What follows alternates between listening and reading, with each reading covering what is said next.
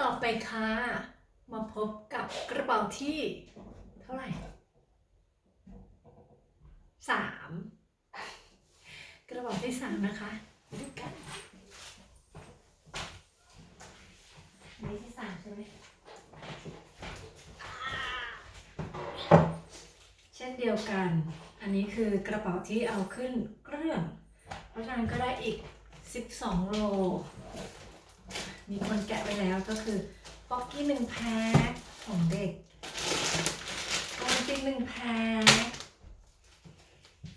ของเล่นเด็กกระเป๋านี้จะเป็นเดิมทีมันจะเป็นกระเป๋าของเด็กนะคะที่สะพายข้างหลังแต่ทีนี้เอามาไม่หมดก็เลยต้องเปลี่ยนเป็นใบนี้แทนเพื่อให้ได้เต็มแม็กเลยหน้ากากเด็กอีกแล้วมะนาวพริกที่เหลือ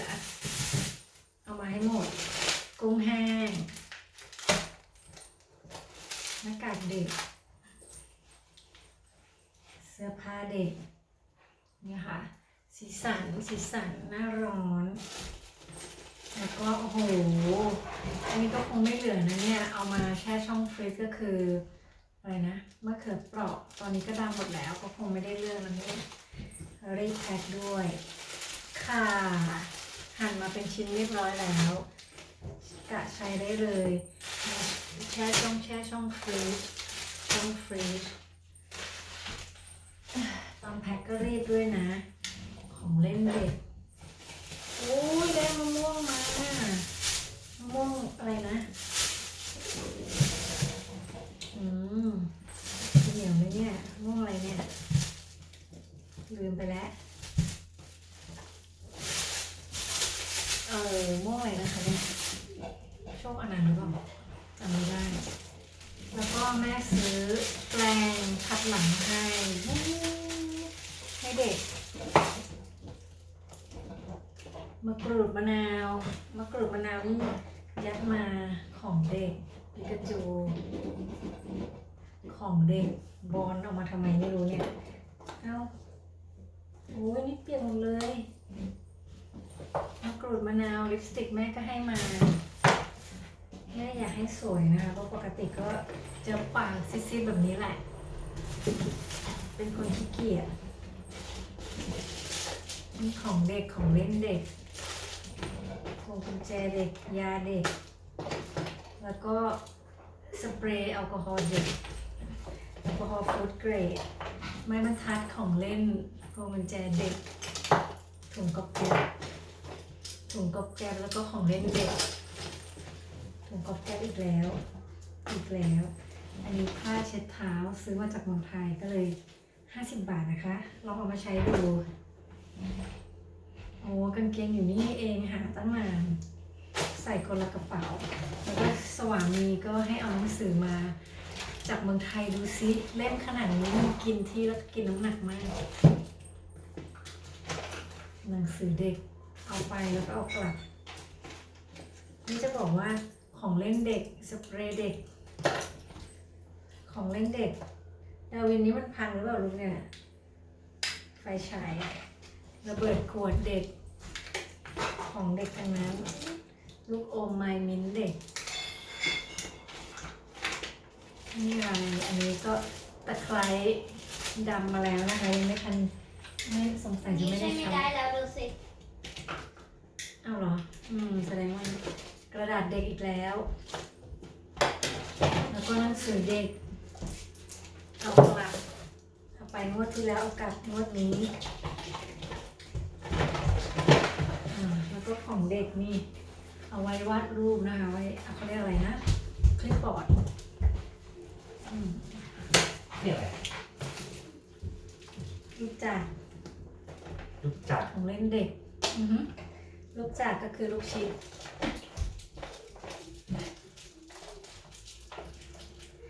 อันนี้คือกระป๋องเด็กไง Oh,พระเจ้าจอร์จอันนี้เอามาไว้ดูดแอลกอฮอล์ใส่ขวดเหล็กปิ้วปืนเด็กมะกรูดก้อนหินหมดแล้วโอเคเดี๋ยวจะเซตนี่เราไปมาทำไมเนี่ยใส่กระเป๋ามาด้วยเนี่ยเกมเด็กใช่ว่าไว้ โอ้เลือกไว้โอเคกระเป๋านี้หมดเพียงเท่านี้12กิโลพบกันใหม่กระเป๋าหน้า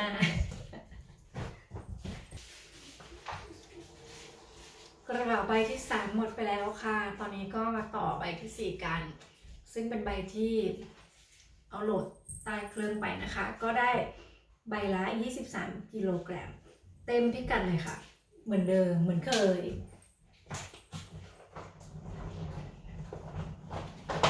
23กิโลค่ะอันนี้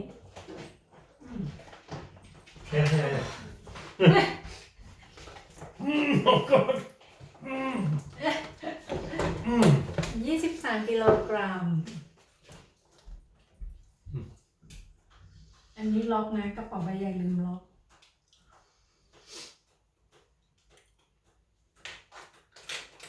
โอเคให้มันแตกตรงเนี้ย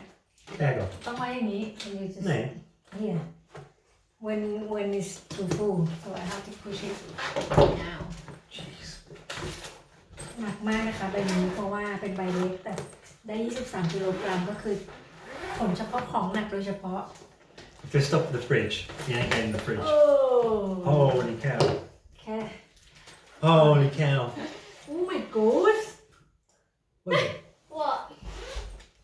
Oh, that smells. Is that Katie or Mala? What? เย้ใคร Oh, that smells so bad. Oh, No!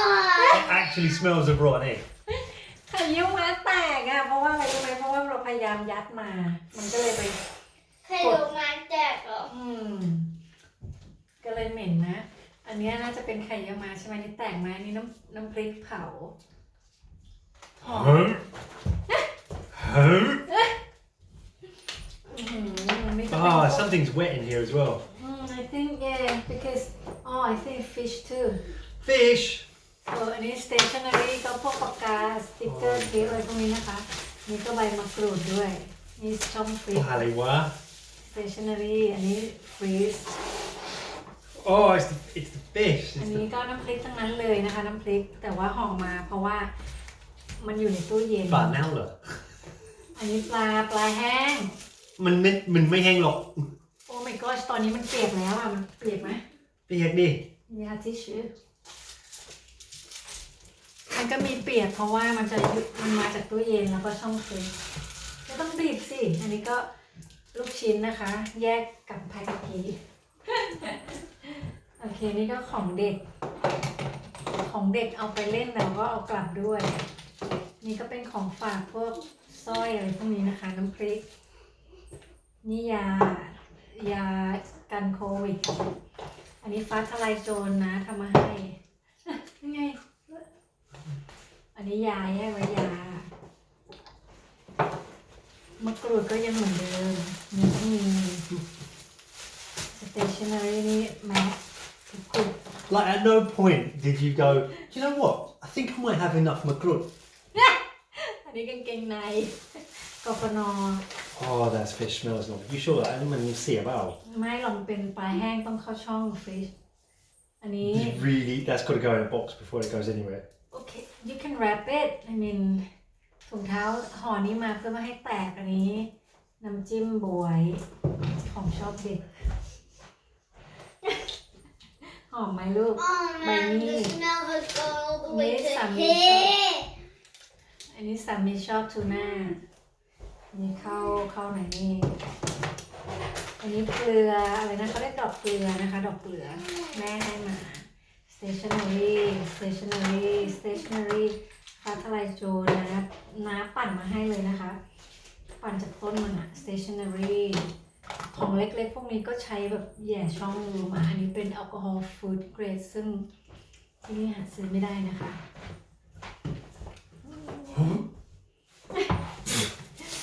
เวลากินอร่อยไง Just, I don't think I'll be eating that.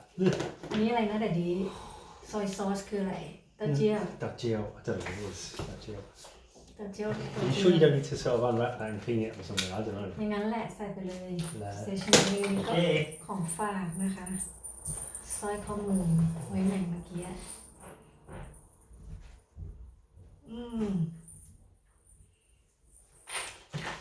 นี่ก็เป็นกระดาษส Guess ติกเกอ what, ร์เอา Daddy? มา The เล่น smell has gone all the way รวม to กับ here. stationery There, นี่ I ของเล่นเด็ก close the door. ทำให้เหมือนเดิม Door. The นี่ smell มา2แพ็คเลยนะคะเพราะคราวที่แล้วมาแพ็คเดียวแล้ว ไม่พอค่ะบ่นค่ะสามี ของฝากนะคะ ไม่ใช่2ที่3เลย นี่ชอบกันมาก แล้วก็อันนี้ก็จะเป็นของฝาก stationery นี่ยาหม่องนะคะ มีคนอยากได้ด้วย เขาบอกว่าเขาเคยนิ้วล็อกหรือเป็นอะไรไม่รู้แล้ว ใช้ยาหม่องแล้วมันเวิร์กที่เมืองไทยด้วยนะ อันนี้ก็เอามาแพ็คหนึ่งเพราะว่าคนที่นี่ก็ชอบด้วย ไม่ได้เอามาขายนะ เอามาฝากถ่านก็มีถ่านก็แยะมาตามรูนะคะรูของพวกเนี้ยบุกไปอันแล้วก็ยาแก้ไอถ่านก็ยัดยังไงมาก็ได้ตามรูเลยโอ้ยนี่นะคะแค่ครึ่งกระเป๋านะคะ ยังไม่อีกด้านหนึ่ง stationery ไม้บรรทัด Why though? But why? กกน.โอเคด้านนี้หมดแล้วเห็นไหมเนี่ยนกว่ามีอะไรแตกเนี่ย อันนี้เปียก อันนี้เป็น Yeah, สี it's, the whole bag is wet now. Oh my god I The think fish has leaked on everything. you have to wash this then Yes. โอเคข้างต่อไปนะมันมีอะไรแตกแน่เลยกระชายน่าจะเป็นกระชายเนี่ยเพราะกระชายมันเปียกกระชายนะคะเดี๋ยวเขาตู้เย็นเนี่ยกระชายเพราะว่ามันอยู่ในตู้เย็น What is crochet? ภาษาอังกฤษว่าอะไรก็ไม่รู้ใบมาซิน Huh? อันนี้สกิปปิ้งแต่เนี่ยเปียกๆอันนี้ก็น้ำพริกนะคะห่อมาที่ห่อนี่คือน้ำพริกทุกอย่างเลยเพราะมันอยู่ในตู้เย็นกุ้งแห้งเปียกมากมันต้องมีอะไรแตกแน่เลยเนี่ยไมบาซินนี่จะใส่มารอบกระ Tell เป๋า you เล what, ย I'm just going to stick that in a bucket or something. ไข่เยี่ยวม้าอุตส่าห์ออกจากกล่องนะคิดว่าสามีชอบน้ำกระเจี๊ยบ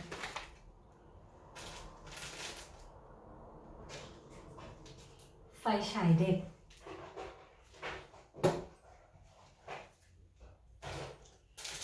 มะกรูดอีกแล้วมะกรูดมะนาวมีทุกกระเป๋าเพราะว่าเอาลงช่องเล็กๆไว้นะคะ Where are you? แอลกอฮอล์มือได้มานะคะ แต่ที่ไม่อยากเก็บไว้ที่เมืองไทยเพราะว่ามีวันหมดอายุปลายปีหน้าไม่ทันต้องใช้ปียาหมองยานวดแม่บอกใช้ดีก็เลยให้มา3 กระปุกนะคะไมบาซินนี่ซื้อมาเป็นแพ็คนะคะแต่ว่ายัดกล่องมันไม่ได้ก็เลยต้องแยกมาต้องเอาออกจากกล่องแล้วก็ใส่มาทีละชิ้นอย่างเงี้ยนี่เป็นฟิลเตอร์หน้ากาก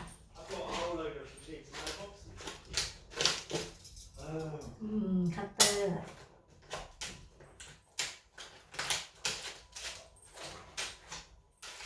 นี่นะคะคาดว่าจะโอเคนะไมบาซิน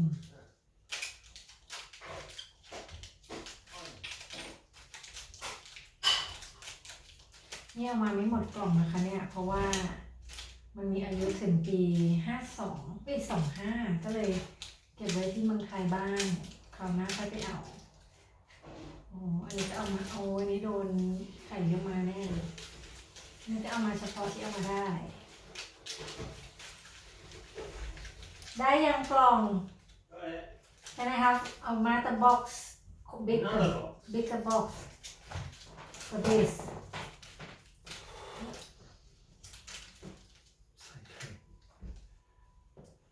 ไข่เยอะมา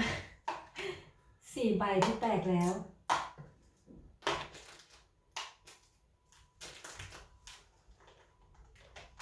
จะดมทำไมอ่ะไม่ชอบอ่ะ Well, I'm just checking if it's the fish or if it's the egg. I think it's both. Oh, God. How does anyone... How does anyone look at this and go,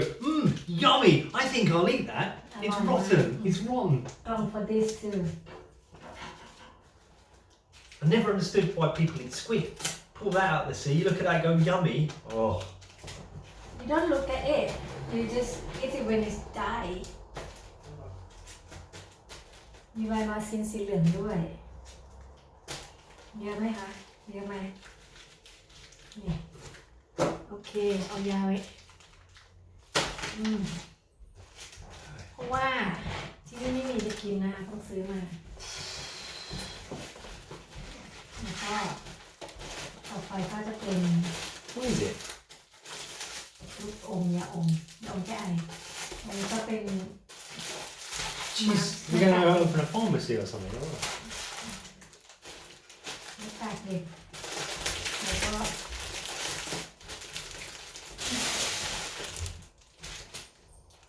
็ I'm just going to... ข้าวของเด็ดดีสินค้าผู้ใหญ่ Oh, thank you. Ah, they smell of fish. Fish socks. อันนี้ก็เหมือนเคยไว้ดูดแอลกอฮอล์มาใส่หลอดเล็ก Oh, they really do smell of fish, actually, what's that? โอเค อันนี้ก็จะเป็นมะม่วงกวนซื้อเพื่อนมานะคะ เพราะว่าที่แม่ทำนี่คือเรากินหมดนี่เลยซื้อมาฝากสามีโดยเฉพาะเขาไม่ได้กินอย่ามองอีกแล้วแอลกอฮอล์มือเจลล้างมือ อันนี้เป็นกล่องยานะคะ แต่ว่าพับมาเพราะว่าจะได้มีพื้นที่เนาะโอ้ยังมีไมล์มาซินอีกอันนี้ก็เป็นอ๋อรู้แล้ว อันนี้หอยดองค่ะหอยดองอยากกินหอยดองมากก็เลยไปซื้อมาขวดเล็กเอามาทดลองก่อนนะคะว่าจะโอเคไหม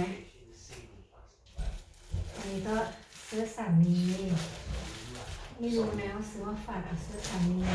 อันนี้เขาเรียกอะไรโอ้ยต้องซักเอพรอนก็คือเสื้อใส่ทำกับข้าว Can you put this in washing No. มีโกโก้นอก็ม้วนมานะคะ ได้น้ำจิ้มซุกี้มา2ห่อก็คืออันนี้กับอันนี้ดีนะไม่แตก Actually น้ำจิ้มไก่อีก1ถุงอันนี้ผงพะโล้นะคะเพราะว่าลูกชอบพะโล้มากแล้วก็อันนี้เอาเก่ากี้ก็เอามาใส่เก่ากี้นะคะก็มาทำต้มจืดนะอันนี้กระเทียมพริกไทยแท้ไม่ใช่กระเทียมพูดผิดพริกไทยแท้นะคะเดี๋ยวก็มาบดเองดินสอหมดแล้วค่ะทุกคนกระเป๋าดิฉันโดนกดกระเป๋าใบนี้เปิดปิดหลายรอบมากเพื่อที่จะเอาให้ครบให้ได้23กิโลแต่มันเต็มซะก่อนแล้วมันไม่ถึงนะคะก็เลยพยายามจะสับเปลี่ยนเอาอะไรที่มันใส่ได้ใส่เข้ามามันก็เลยยัดนิดนึงแล้วก็แบบกดด้วยก็จะมีของแตกกันบ้างโอเคอันนี้ก็ใบที่4แล้วนะคะเดี๋ยวเคลียร์โต๊ะแล้วก็จะไปต่อกันใบที่5ค่ะ Daddy. Finally last one the biggest bag 3 2 1โอ้อันนี้ก็23กิโลกรัมYou like that? Wow. ไม่มีเพราะว่าอันนี้มีแต่ผ้าอันนี้ต้องของเบาคิดดูว่าเอาต้นไม้มาด้วยพยายามมากนะคะต้นไม้เดี๋ยวจะเอามาลองปลูกแล้วก็อันนี้